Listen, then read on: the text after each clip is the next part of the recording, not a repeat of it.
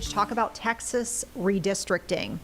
It looks like the Republican-controlled House has approved these new maps to create, as we mentioned, potentially up to 5 winnable seats for Republican candidates. So this is an effort that we're seeing kind of pushed up ahead on the timeline. It's happening sooner than you would usually do it based on census data collection and reporting. But this is coming all ahead of midterms. So we actually want to get down to the very latest with not just the developments today, but also just this really ongoing saga. We've got Danielle Perreault, who's joining us right now from Austin, Texas, one of our news partners out there. So thank you so much, Danielle, for your time. Break down, I guess, the latest developments right now, and I guess what we know now about what will happen with this legislation moving forward. Well, good evening. It's been a bit of an intense day here at the Capitol as lawmakers have worked through this proposed congressional map in the House. There were moments that were intense during the debate where Republicans and Democrats were going at each other. The House is right now taking that bill up on third reading, so they have to pass everything 3 times. They did a bit of an unusual procedural move for the House to do, where they started a brand new legislative day. So they're now taking that up for the third reading, final approval in the House, and then it will still have to go over to the Senate and go through that chamber before it can make its way to the governor's desk.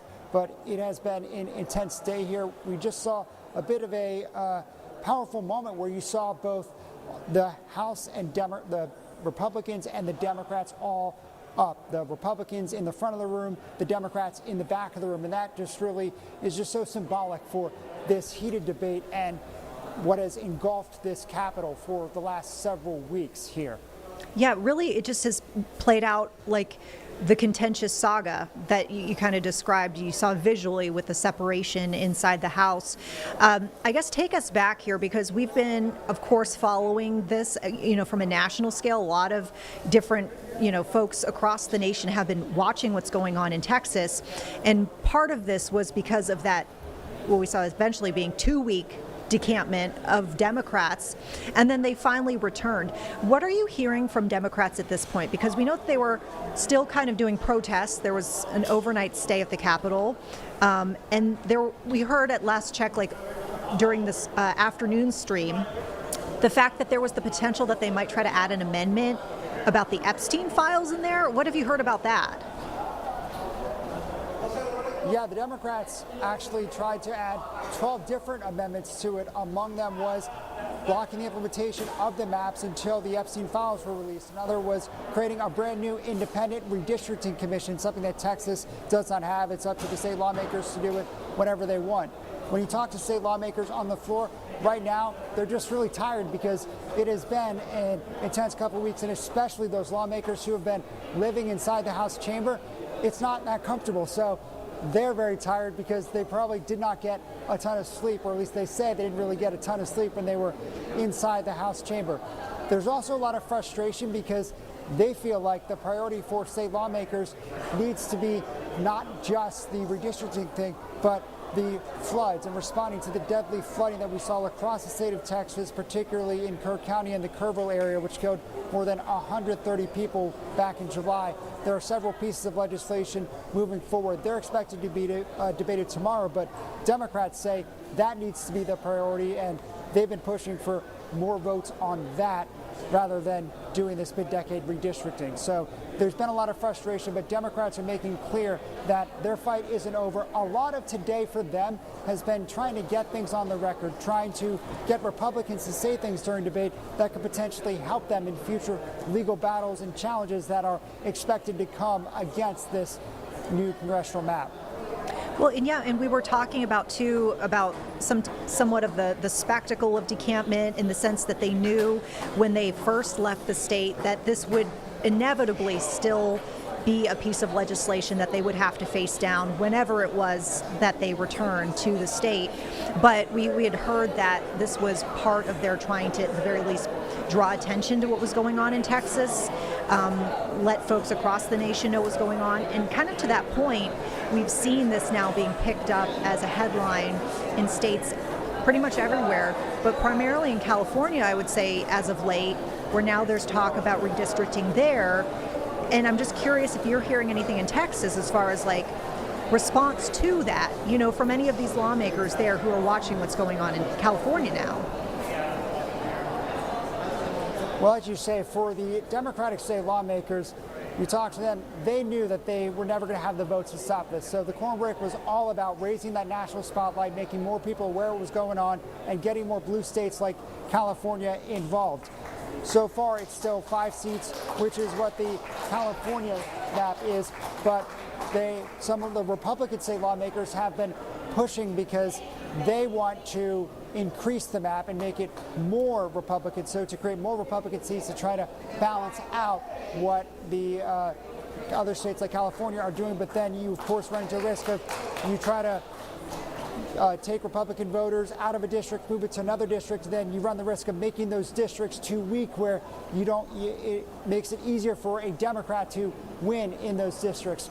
But right now, Republicans are plowing ahead, and they don't seem to be too concerned with what California is doing in terms of the top Republican leaders in the state, but there's certainly a desire among the Republican caucus members to maybe potentially make those maps even stronger Republican. The question is there enough support to do that without getting into those concerns?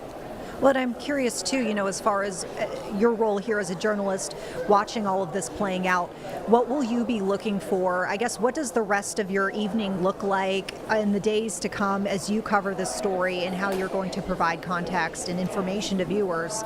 I'm just curious about your information gathering process as you look ahead down the schedule. Yeah, there's certainly a lot that we're going to be looking forward to. We're expecting the lawmakers to come out of the chamber quite shortly, so we're going to be looking to talk to them and get their reaction to how the day went. And then all eyes sort of turn to the Senate tomorrow and what happens there. It's got to go through a Senate committee, and then we expect that it will go to the full Senate, and the full Senate will debate it. And then the question is, does it make it to the governor's desk? And then you sort of start looking at the implementation of it from there. And we do expect that there will be legal challenges filed almost immediately to it. Democrats have said they want to go to the state Supreme Court as quickly as possible. Part of today has been trying to get this moved along as quickly as they can so they can get it to the courts, so they have a chance at potentially blocking it. As you see right now, that's our state representative, Nicole Collier, who we were just talking about the protest that happened. She was the one who stayed inside the House chamber. She is now able to leave the House chamber because part of the rules were they had to have the state police escorting them until they finally passed the congressional map, and the House has now finally passed the congressional map. So she is now free, and all of her Democratic colleagues are now free to go wherever they want. They're now done having a state trooper escort them wherever they go. So there's a large crowd of people who've now gathered around her, cheering and supporting her. This is the first time since Monday afternoon that she has stepped outside the House chamber. So yeah, quite the moment here as Republicans have now gotten the votes to pass it, but she is now taking a picture with some of her supporters. And I just want to remind you, you know, the cheers.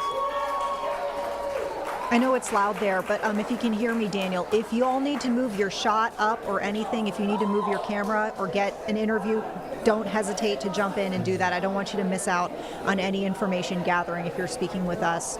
But you pointed her out. I mean, Collier, she is the person who you saw fellow Democrats joining in protest, ripping up their permission slips, if you will, joining her in spending the night. She's kind of the figure who is the center of those protests, with her colleagues joining her, correct?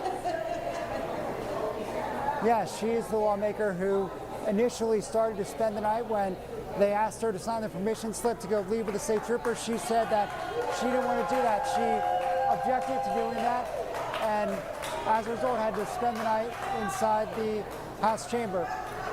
We expect that a bunch of Democrats are going to be making their way out of the chamber. Yeah, so really quite the moment there as she makes her way out of the chamber, and I'm sure probably going to change her clothes and stuff to just, you know, do all the things that you can't necessarily do when you're inside the chamber for hours and days on end. Yeah, I mean, just really interesting to kind of see the process, the tactics, if you will, the political intrigue of this whole saga, as it's played out on both sides. And I know you pointed this out, the fact that you will be on the lookout for more response this evening.